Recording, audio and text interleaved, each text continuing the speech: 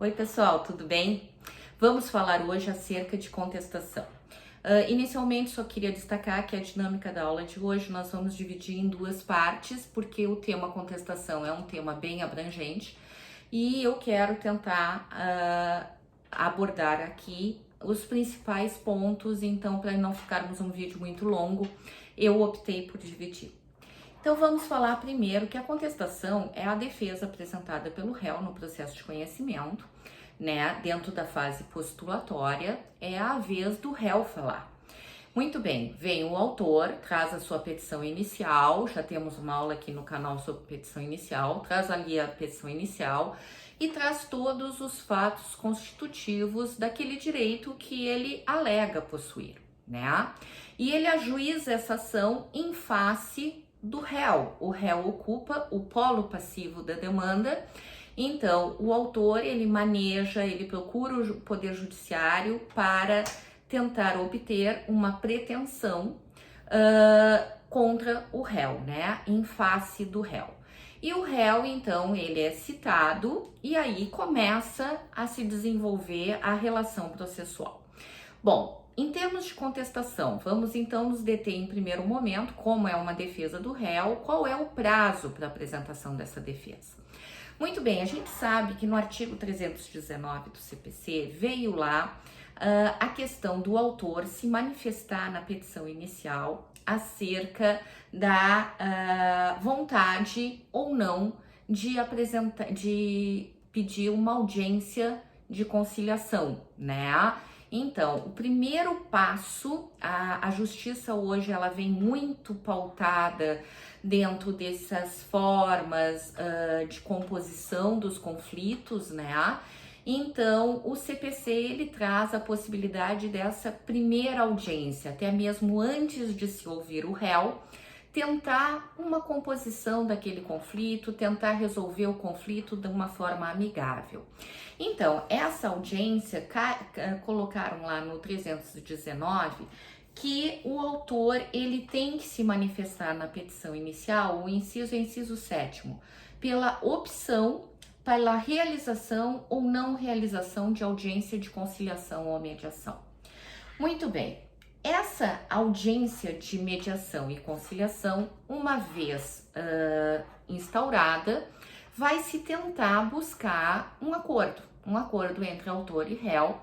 Obtendo esse acordo, resolve-se ali. Vai ser homologado esse acordo pelo juiz e vai se extinguir esse processo tendo em vista esse acordo. Esse acordo vai virar um título executivo judicial que, porventura, uma das partes não venha a cumprir o que está ali acordado, simplesmente eu já tenho o caminho aberto para o cumprimento de sentença, que é outra aula que nós temos aqui no canal, o cumprimento de sentença para fazer valer aqueles pontos que foram acordados e, porventura, não cumpridos por uma ou por outra parte.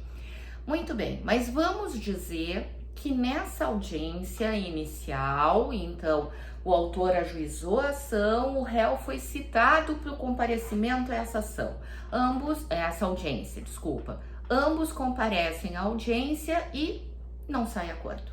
Bom, se não sai acordo, a partir dali, da audiência de conciliação inexitosa, né, ou da última sessão de conciliação, na hipótese dessa audiência, ela pode ser dividida, sobretudo na mediação, pessoal. É possível fazer mais de uma audiência, até é normal se fazer mais de uma audiência para se chegar a uma composição. Bom, ao fim e ao cabo, não existe composição entre as partes, então vai abrir-se o prazo de 15 dias úteis para o réu apresentar a sua contestação. Então, se nós vamos nos socorrer do CPC, tem lá no artigo 335, eu vou me permitir a leitura. O réu poderá oferecer contestação por petição no prazo de 15 dias, cujo termo inicial será a data, inciso 1º, da audiência de conciliação ou de mediação, ou da última sessão de conciliação, quando qualquer parte não comparecer ou comparecendo não houver autocomposição. Então, existe ainda a hipótese de uma das partes não comparecer. Bom, se uma das partes não compareceu, não tem como fazer acordo. Então, a partir daquela audiência, então, abre-se o prazo para a contestação.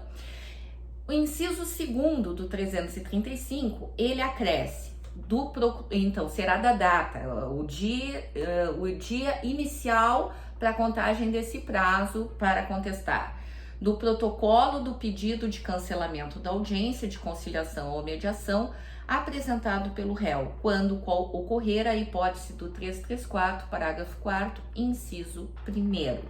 Ou ainda previstas no 231, de acordo com o modo como foi feita a citação nos demais casos. Bom, eu quero ver cada um desses casos em apartado, então eu vou pedir paciência e vamos, na sequência da aula, a gente vai conversando. Então, já falamos desse primeiro momento, né, da data da audiência, né? No 334, parágrafo 4º, quando fala da audiência de conciliação, ele traz ali: a audiência não será realizada, primeiro, se ambas as partes manifestarem expressamente o desinteresse na composição consensual. Segundo, quando não se admitir a autocomposição.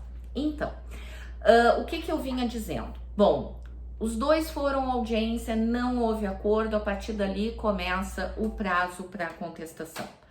Mas, existe hipótese de não se realizar essa audiência?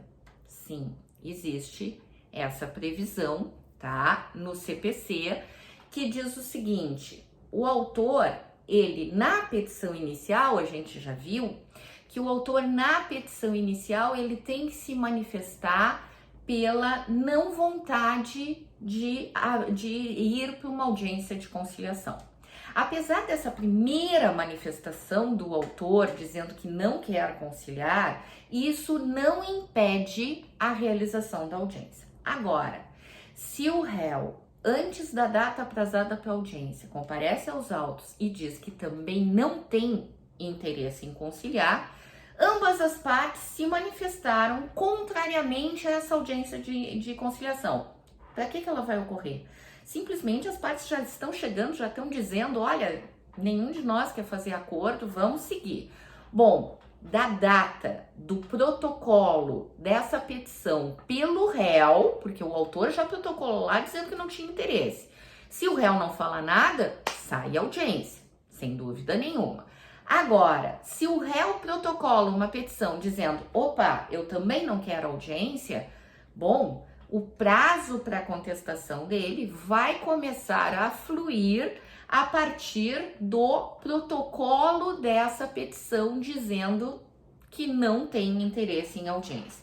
Então, é isso que diz ali no inciso 2º do 335, que diz: do protocolo do pedido de cancelamento de audiência, de conciliação ou mediação apresentado pelo réu quando ocorrer a hipótese do 334, parágrafo 4º, inciso 1º.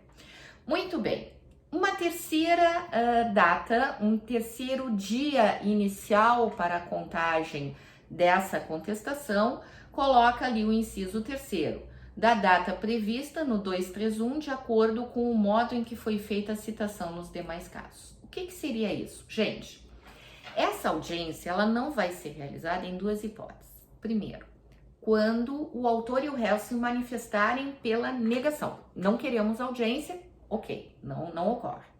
Mas também o 334, ele traz no parágrafo 4º, inciso 2º, uma segunda hipótese. Qual é a segunda hipótese? É quando a causa não admitir a autocomposição. Então, quando é que a causa não admite a autocomposição? Pessoal, quando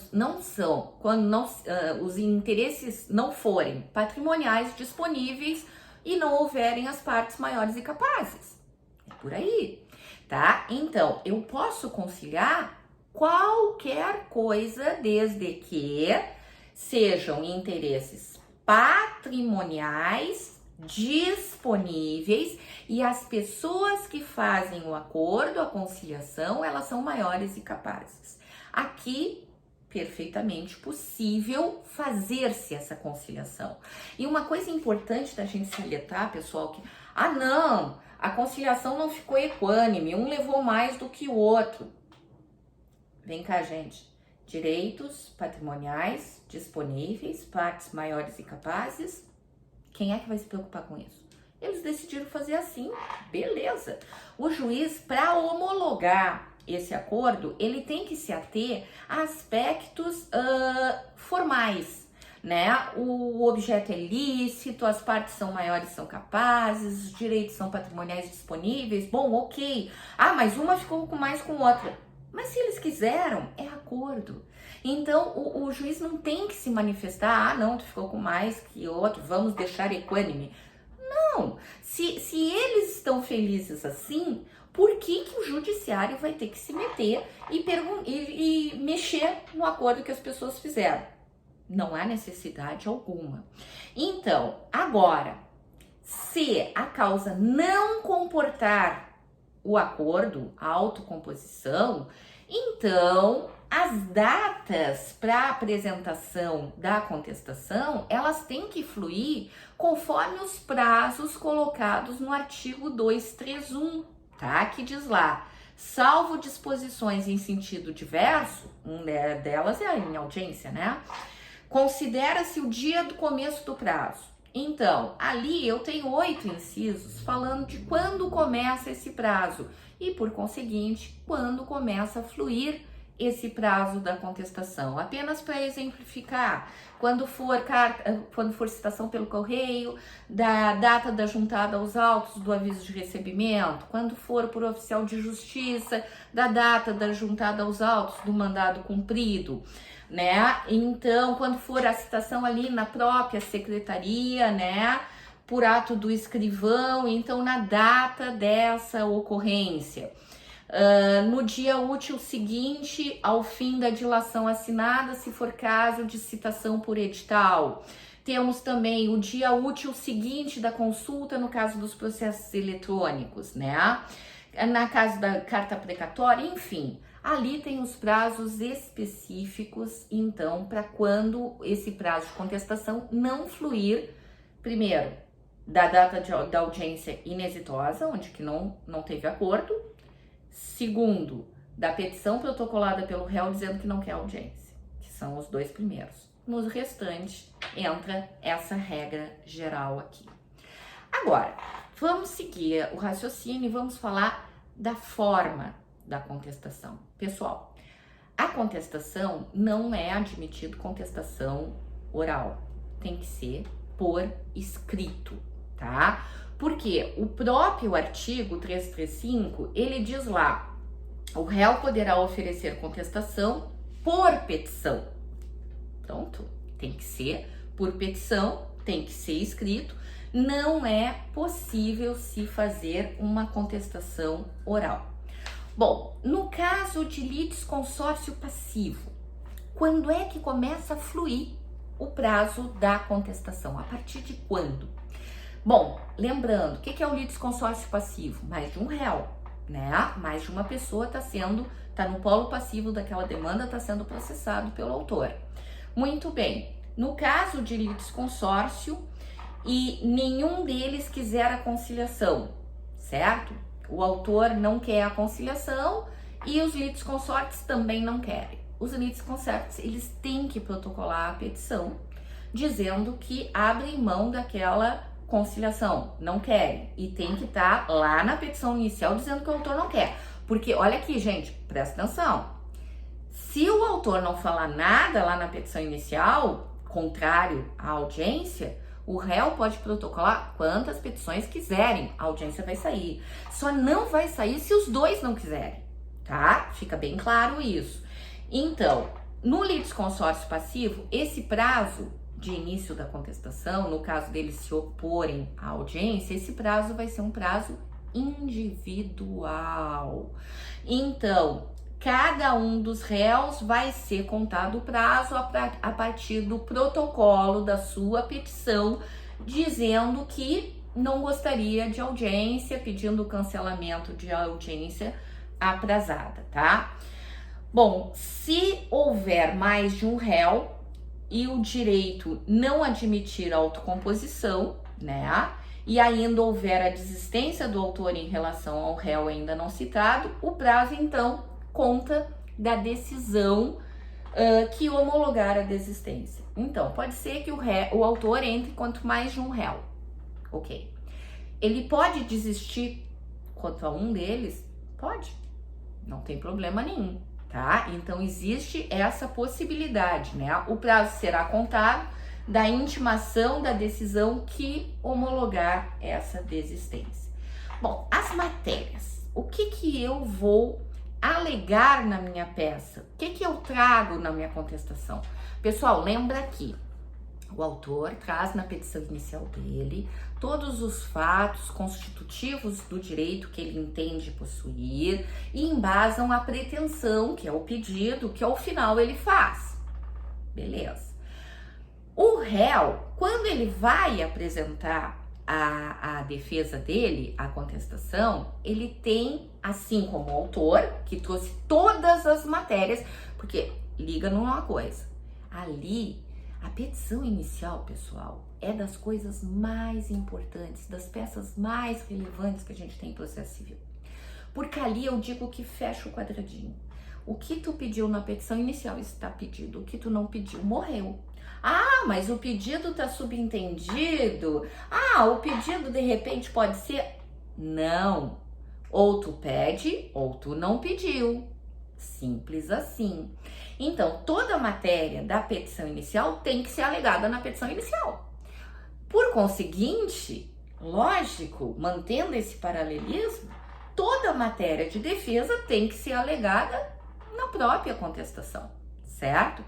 Então, esse é o princípio da concentração ou da eventualidade, que se dá o nome a esse princípio que está lá no 336, que diz assim: incumbe ao réu alegar na contestação toda a matéria de defesa, expondo as razões de fato e de direito com que impugna o pedido do autor e especificando as provas que pretende produzir. Bom, depois, na segunda aula que a gente vai fazer, a gente vai meio que montar como fazer uma contestação, então eu vou deixar alguns pontos para a gente falar na segunda aula, que eu já convido de antemão vocês para assistirem, tá? Como é que vai ser a estrutura dessa petição, né? Bom, eu vou ter que estruturar em duas partes. Uma primeira parte serão as preliminares, né, acaso existentes, é lógico, se não existir, não tem porquê. E uma segunda parte é a defesa do mérito direta, tá? Então, aqui nós vamos falar a respeito das preliminares, certo? Então, as preliminares são as primeiras matérias, caso existentes, deverão ser trazidas de início na tua contestação. Elas vêm previstas lá no 337 e o rol é super extenso, do inciso 1º ao inciso 13, tá? Então, vendo rapidamente, com todos os detalhes que são importantes para falar para vocês a respeito desses incisos. O primeiro inciso, ele diz que eu tenho que trazer em preliminar a questão da inexistência ou da nulidade da citação, tá?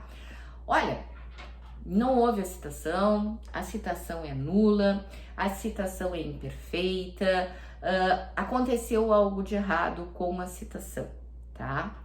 Bom, o 239 do CPC, ele diz assim: para a validade do processo é indispensável a citação do réu ou do executado, ressalvadas as hipóteses de indeferimento da petição inicial ou de improcedência liminar do pedido. Aí, o parágrafo 1º traz uma coisa importante que tenha tudo a ver com a nossa contestação, porque vamos combinar, se ele entrou com uma contestação, houve a citação imperfeita? Houve, mas ele está contestando, né? Vamos combinar que ele já entrou com uma petição, que ele tem ciência do processo. Então, no parágrafo 1º do 239 é que traz esse ponto. O comparecimento espontâneo quer dizer o quê? O cara não foi citado, a citação ficou imperfeita, ou não existiu aquela citação, ele ficou sabendo, o passarinho contou. Então, ele compareceu espontaneamente no processo. O comparecimento espontâneo do réu ou do executado supre a falta, óbvio, né? Supre a falta ou a nulidade de citação, fluindo a partir dessa data o prazo para apresentação de contestação ou de embargos à execução, certo? Então, o comparecimento espontâneo supriu e flui a partir dessa data para apresentar a contestação. Gente, aqui é o princípio da instrumentalidade, tá? Que a gente tem que considerar que ele vem esculpido lá no 188, que diz lá o seguinte: os atos e os termos processuais independem de forma determinada, salvo quando a lei expressamente exigir, considerando-se válidos, e aí vem o ponto, os que realizados de outro modo lhe preencham a finalidade essencial. O sujeito compareceu aos autos, pronto, ele já sabe do processo, supriu aquela irregularidade na citação que ele vem alegando. Bom, agora, se o juiz não reconheceu essa ilegalidade, ou essa nulidade ou inexistência de citação, não reconhecida essa alegação, essa justificativa, vem lá no parágrafo 2º do 239. Então diz assim: rejeitada a alegação de nulidade, tratando-se de processo de conhecimento, o réu será considerado revel. Ou, se for execução, segue o feito. Gente, o que é revelia? Revelia é quando todos os fatos alegados na petição inicial são considerados incontroversos. O réu teve a oportunidade, passou o prazo, simplesmente ele alegou que houve inexistência de citação, não contestou, revelia, tá? E se for a execução, no caso, porque aqui vale tanto para a execução quanto para o processo de conhecimento, a execução vai ter o seu prosseguimento normal, tá? Bom, o segundo caso que pode ser alegado dentro dessas preliminares é a incompetência absoluta ou relativa.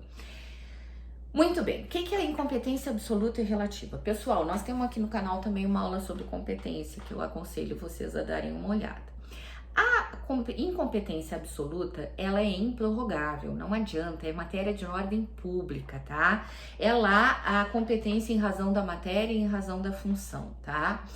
E no caso de ser acolhida essa alegação, lembra que é o réu que está na contestação falando em preliminar. Senhor juiz, o juízo é incompetente, absoluta ou relativamente incompetente. É uma alegação do réu de preliminar, porque ele quer o quê? Naufragar aquela petição do autor, né? Aquela ação proposta contra ele. Então, no 64, parágrafo 3º, ele diz assim: caso a alegação de incompetência seja acolhida nos autos, serão remetidos ao juízo incompetente. Então, se for reconhecida uma incompetência daquele juízo, simplesmente o juiz encerra a prestação dele ali e remete os autos para a justiça competente para que ele continue. Aqui eu não vou extinguir o processo. Ele simplesmente vai mudar de casinha, ele vai para a justiça competente, tá? Agora, e os atos praticados naquele processo até então? Bom, diz lá o parágrafo 4º, então, do artigo 64 ainda, diz assim: salvo decisão judicial em sentido contrário, conservar-se-ão os efeitos de decisão proferida pelo juízo incompetente, até que outra seja proferida, se for o caso, pelo juízo competente. Então, é possível que o juízo competente admita algumas decisões lá do juízo incompetente e as convalide. Beleza, não tem problema nenhum, tá? Se for a incompetência relativa, aí a coisa muda de figura, tá? O que é a incompetência relativa?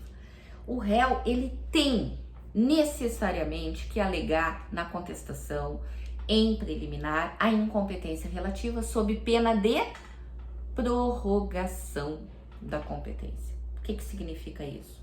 Bom, tu teve a oportunidade para alegar, não alegasse, buenas, vai continuar nesse juízo. O juízo originalmente incompetente relativamente passa a ser competente por falta de alegação do réu acerca deste ponto, tá? Então, isso, a competência relativa, lembrando que é em razão do valor e em razão do território, tá? E tem lá no artigo 65 que prorrogar-se-á a competência relativa se o réu não alegar a incompetência em preliminar de contestação. Pessoal, vou interromper essa aula, já estamos com 25 minutos, vou fazer uma segunda aula para continuarmos esse assunto, conforme eu tinha dito no início do vídeo. Então, se vocês estão gostando, ativa o sininho, te inscreve no canal. Eu tô muito agradecida, muito feliz com todo o acompanhamento de vocês, com todos os comentários que são deixados. Muito obrigada por tanto carinho e continuem aqui e vamos ter a segunda aula, parte 2, contestação. Tudo de bom, fiquem bem, um grande beijo.